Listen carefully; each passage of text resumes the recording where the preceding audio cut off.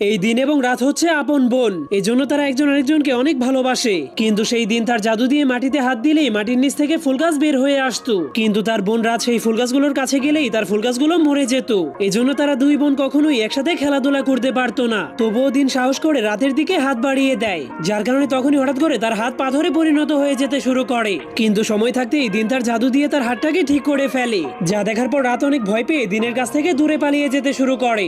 এজন্য দিন তার বোনকে খুশি করার জন্য তার জন্য অনেক বড় একটা ফুল ফুটিয়ে দেয়। কিন্তু রাত যখন সেই ফুলটাকে নেওয়ার চেষ্টা করে তখনই সেই ফুলটা মরে যায়। এটা দেখার পর দিন আবারও তার জাদু দিয়ে আজব এক ধরনের ফুল ফুটিয়ে দেয়। এরপর রাত সেই ফুলটাকে ছুলেই সেই ফুলটা অনেক সুন্দরভাবে ফুটে ওঠে, যা দেখার পর দিন তার বোনকে আরো বেশি খুশি করার জন্য অনেকগুলো ফুল ফুটিয়ে দেয়, যার ফলে রাতের দুনিয়াটাও অনেক সুন্দর হয়ে যায়। কিন্তু তখনই রাতের মাথায় একটা আইডিয়া আসলে সে তার শরীরের সবগুলো জাদু দিয়ে দিন এবং রাতকে এক করে ফেলে, যার ফলে পুরো দুনিয়াটা অনেক সুন্দরভাবে চকচক করতে শুরু করে।